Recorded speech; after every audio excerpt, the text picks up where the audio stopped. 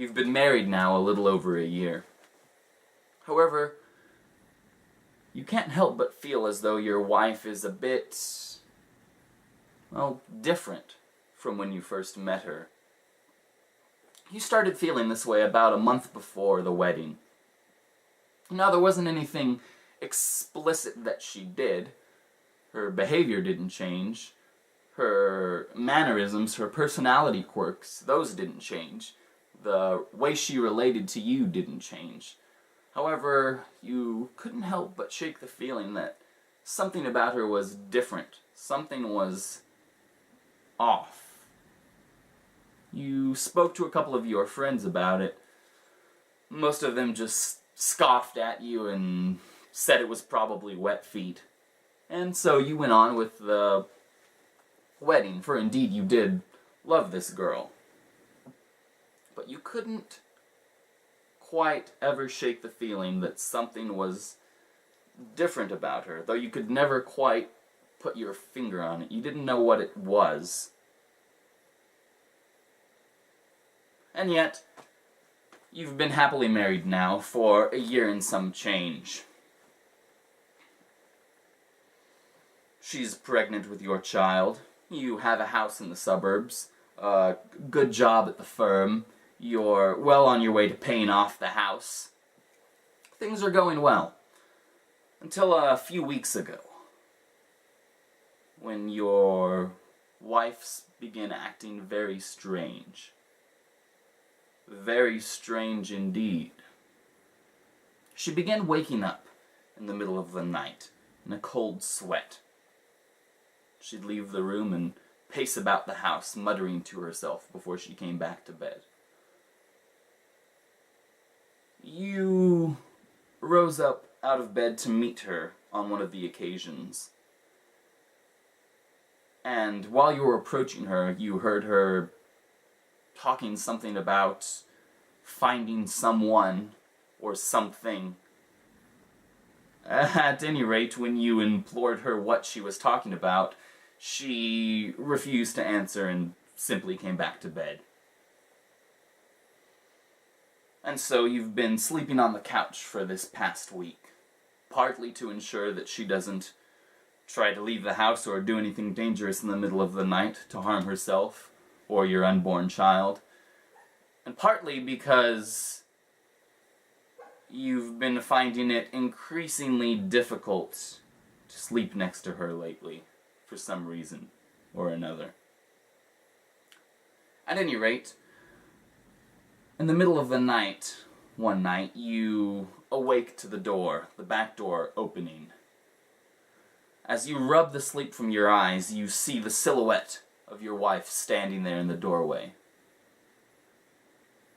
However, she's not pregnant.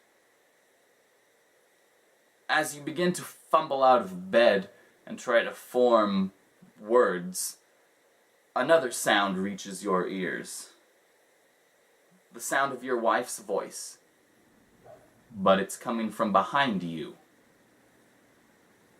You quickly wheel around, and sure enough, you find yourself staring into the terrified visage of your wife, still pregnant, standing there, looking at the doorway. You turn around slowly to face the thing standing there, looking at you. The thing that looks identical to your wife. That would be a snippet from Changeling the Lost by World of Darkness, a storytelling game of beautiful madness, in which the player characters play changelings. Well, I suppose you could gather that much on your own. But what exactly is a changeling? Well, you were a human, a regular, average, everyday mortal who was taken from your life by one of the true Fae. An incomprehensible, entirely alien creature of myth and legend that turns out to be, like a lot of things in the World of Darkness, perhaps a creature from reality and a creature that's not a myth at all. At any rate, you've been taken to the realm of Arcadia, the land of the true Fae, and you've been employed there. Now, when I say employed, I'm using that term in the loosest manner possible. You've been given some job by this true Fae. However, the nature of the job is fairly incomprehensible itself. It's not like you're doing a 9-to-5 job. You're not a waiter, you're not an accountant. Well, you may be, but not necessarily. Perhaps this true Fae shackles you to a dungeon and feeds you raw, stinking, dead flesh 1 day a week for 5 years. And that's your life. Or perhaps this true Fae locks you inside of a very small closet filled with 120 mirrors, all facing you, so that no matter which way you look, you're forced to see yourself. Your eyelids are held back, so you can never stop looking at yourself. These are the sort of things that the true Fae employ you for, the sort of things that they force you to do. They aren't pleasant by any means. However, luckily for you, you found your way back to the mortal realm, back through the brambles and the thorns and the hedge, back from Arcadia, back to retain your old life, back to embrace your family and your friends, your co-workers. However, as you do, you find that something else has replaced you, something that resembles you down to a T.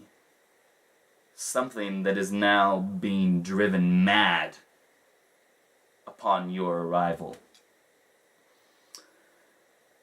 What makes Changeling such a good game, in my opinion, is the sheer amount of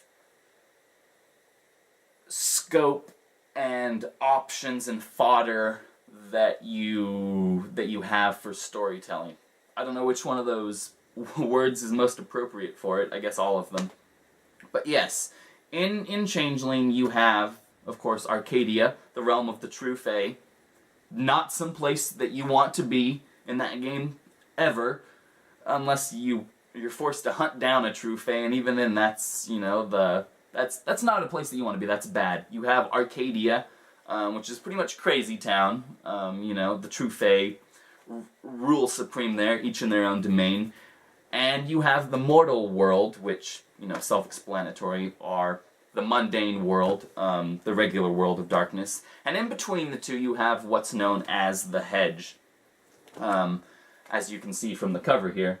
The hedge is simply miles and miles, hundreds of miles long and miles deep and thick of simply thorn and bramble and hedge that separates the land of the true Fae from the land of the mortals. And boy, are we glad it's there, because otherwise things would really suck for us. But yes, you have these three realms. You have Arcadia, the mortal realm, and the hedge. You have these three realms to operate in, and that alone, I don't know, I really like RPGs that give you multiple planes, I suppose, as it were, to function in. Like Werewolf the Forsaken, you have the Gauntlet, the spirit realm. In Geist, you have the underworld. In Shadowrun, you have the Matrix and the astral plane. Those sort of things are cool, I think, because they, apart from adding, different layers to the game and having different kinds of gameplay, they make it easy to storytell the game. They make it easy to come up with intriguing plot hooks, with intriguing things to do. And any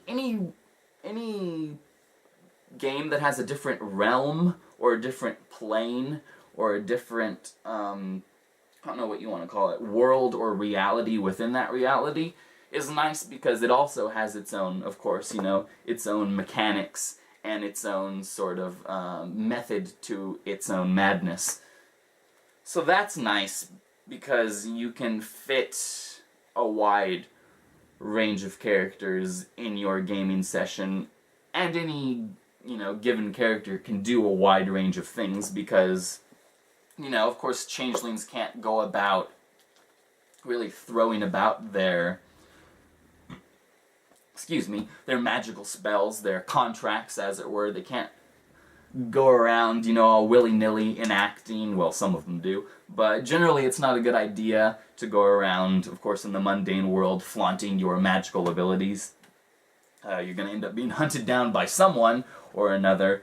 But while you're in the hedge, that sort of a thing is, commonplace. That's mundane for the hedge.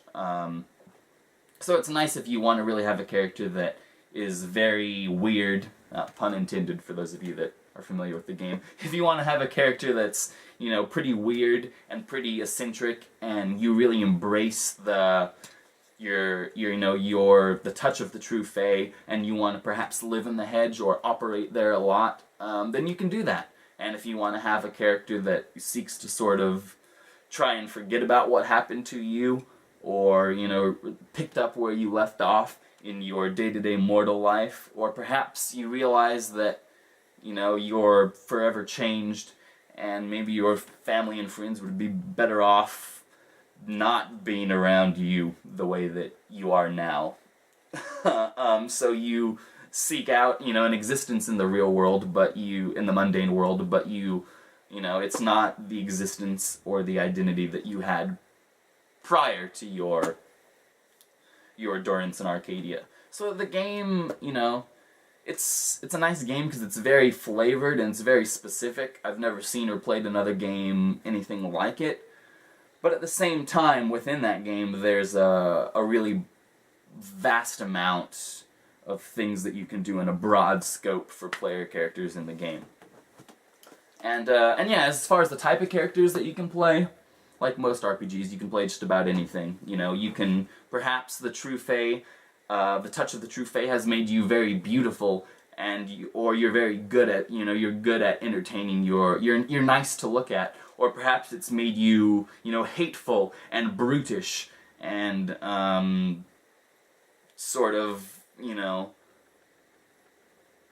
well, not to say it's dumbed you down, but it's certainly made, the rage has taken over, and hate has sort of tainted your personality and your being. Or perhaps you're simply more bestial, you're more in tune with your natural self than you were before. These all can be, the various effects of the touch of the true Fae upon a mortal, which is, as in amortal, not immortal. Gotta make sure I enunciate there.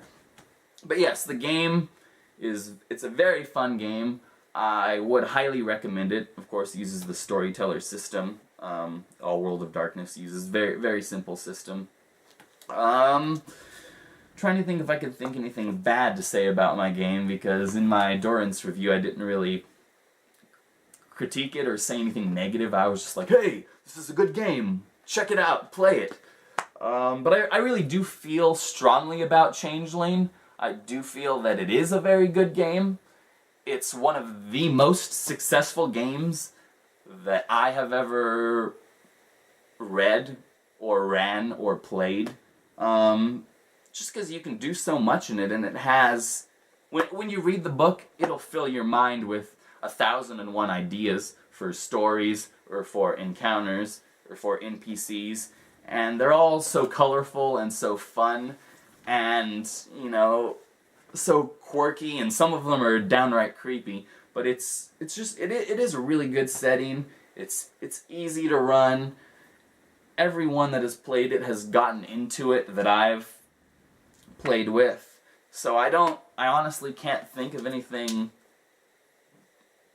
really to say about the game negatively. Oh, I forgot. You can also go into people's dreams. That's a thing that changelings do. In fact, dreaming is sort of a heavy theme The nature of dreams is a question that's very prominent in Changeling the Lost. But yes, so there's another realm, you know, you can be in Arcadia, you could be in the Hedge, you could be in the mortal realm, or you can be in dreams.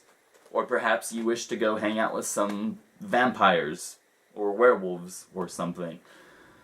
I don't know, but Changeling it's a great game, it's a lot of fun.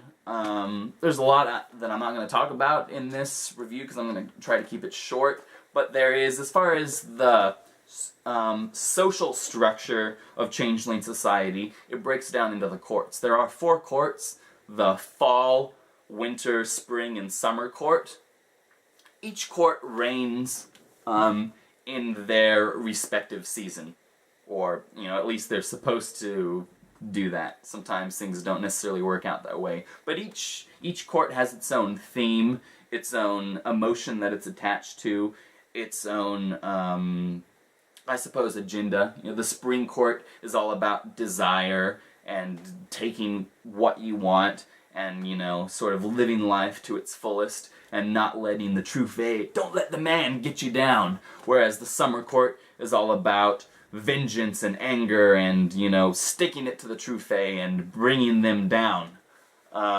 Whereas the Fall, the Autumn Court, is sort of about, they're sort of the scientists of the Hedge, the investigators. They wish to learn more about magic, learn more about the nature of the true fae, learn more about the origins of the hobgoblins. Hobgoblins, by the way, are the denizens of the Hedge. That's sort of a catch-all term for creatures that live in the Hedge, and no one really knows their deal. No one knows if they originated from the true fae, or if they, you know, originally were human, or humanoid, or what the deal is. However, you know, and there's little rhyme or reason in between the hobgoblins. They're vast and very, they're varied. They're very varied.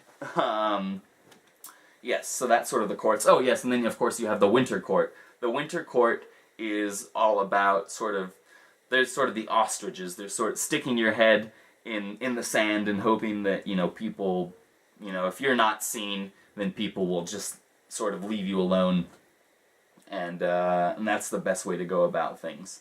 So that's another thing that makes the game fun, is, you know, like all World of Darkness games, is you have your political, your social aspect to it, and it's just as colorful and as bright and as fantastic as the rest of the game. So that is my review of Changeling the Lost. I would highly recommend checking it out. Drive-thru RPG. Pretty sure you can get it on Amazon for cheap too. I got this copy in near mint condition for like $20. So yeah, check it out.